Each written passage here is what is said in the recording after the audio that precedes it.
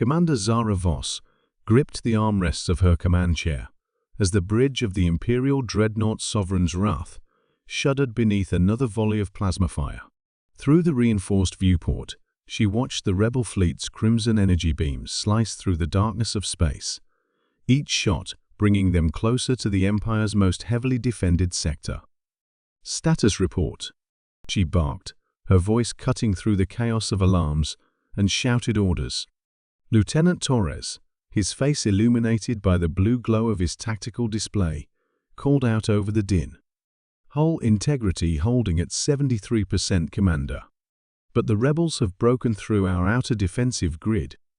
They're making a direct assault on the Nexus Station."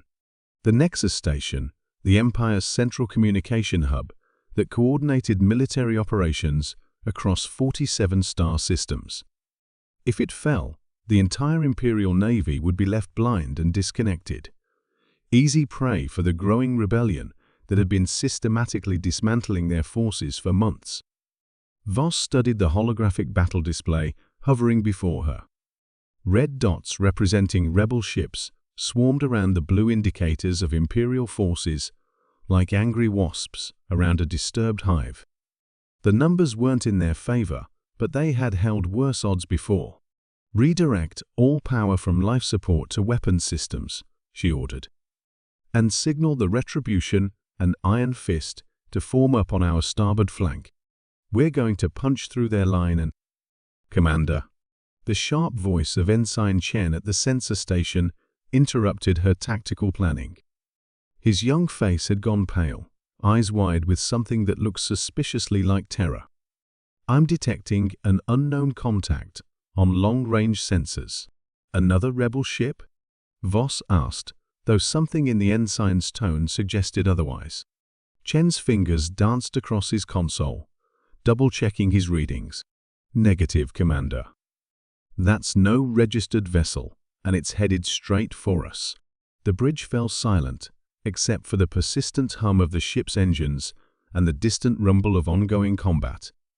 Every eye turned to the main display as Chen transferred his sensor data to the central hologram. What they saw defied immediate comprehension. The object was massive, easily 3 times the size of their dreadnought, but its configuration was unlike anything in Imperial or Rebel databases. Its hull appeared to be composed of a dark, almost organic material that seemed to absorb the light from nearby stars. Strange protrusions extended from its surface, like the tendrils of some deep space creature, and energy readings indicated power levels that dwarfed anything in the known galaxy. "Where did it come from?" Voss whispered, her tactical mind struggling to process this new variable in an already complex battlefield equation. "It just appeared, Commander," Chen replied, his voice barely above a whisper. "No hyperspace signature, no energy trail. One moment our sensors showed empty space, and the next, this thing was there." The unknown vessel continued its approach, moving with purpose toward the center of the battlefield. As it drew closer, both Imperial and Rebel forces seemed to sense its presence.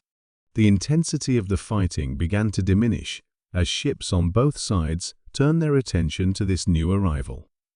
"Attempt to hail them," Voss ordered, though she doubted any response would come. Communications Officer Park shook her head after several attempts. "No response on any frequency, Commander. Either they can't hear us, or they're choosing not to respond." On the display, the mysterious ship had reached the edge of the combat zone.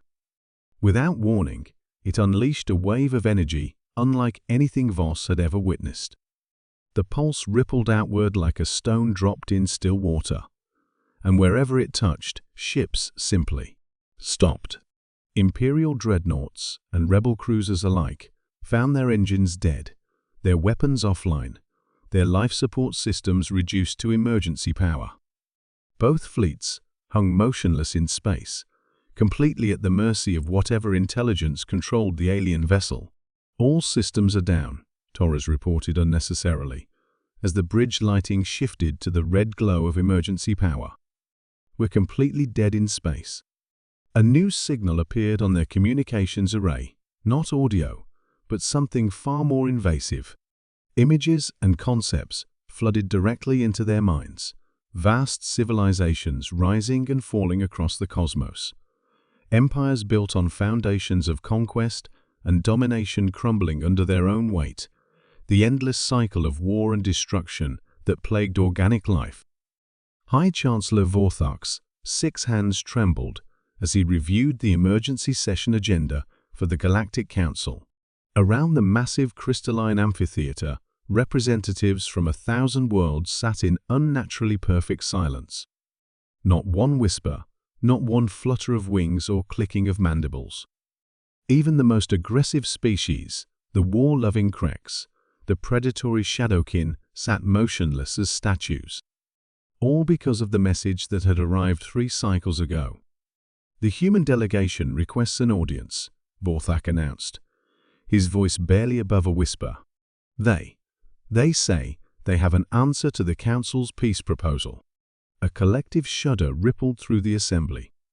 Ambassador Zelthara of the Ethereal Combine, a being of pure energy, who had never shown fear in her 3,000-year existence, flickered uncertainly. Perhaps, she ventured, her voice like distant thunder, we should reconsider. The humans have been patient for 200 years. Maybe it's time to grant them what they originally asked for.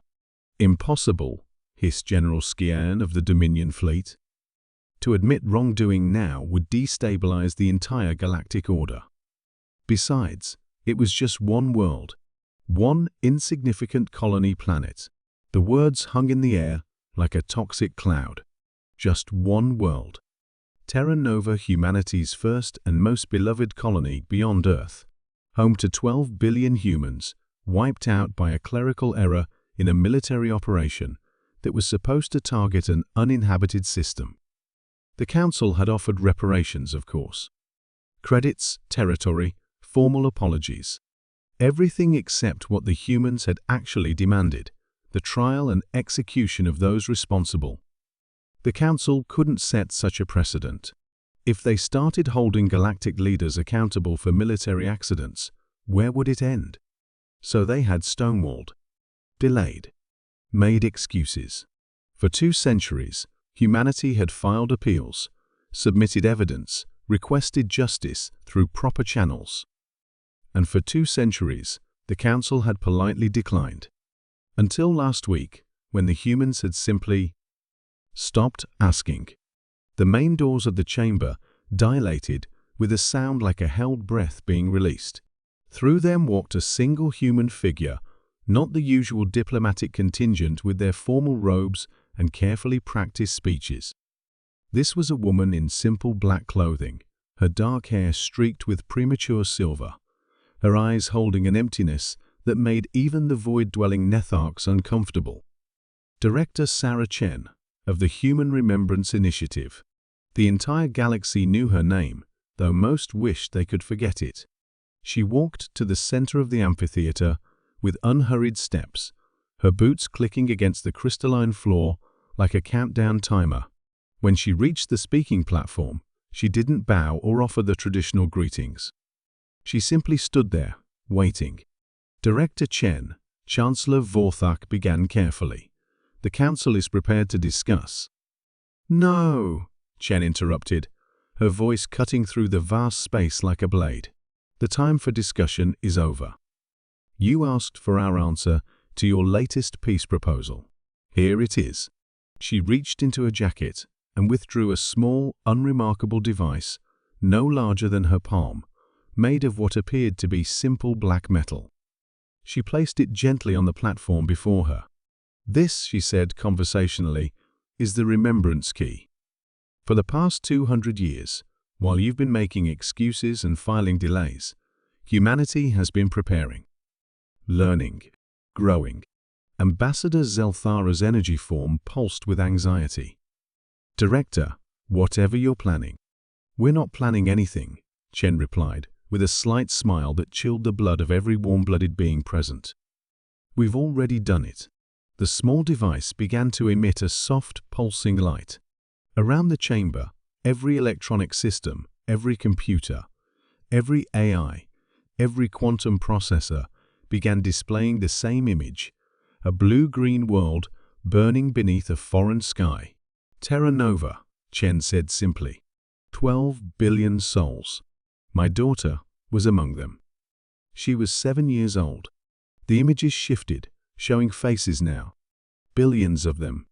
Men, women, children, elderly, all the victims of that clerical error that the Council had deemed too insignificant to prosecute. For 2 centuries, Chen continued, you told us to move on, to forget, to accept that justice is sometimes inconvenient for those in power. But we are humans, and we do not forget our dead. Chancellor Vorthak felt his primary heart seize as he began to understand. What have you done? We have given every being in the galaxy a choice, Chen replied. The same choice you gave us 200 years ago. You can live with the consequences of your actions, or you can face justice.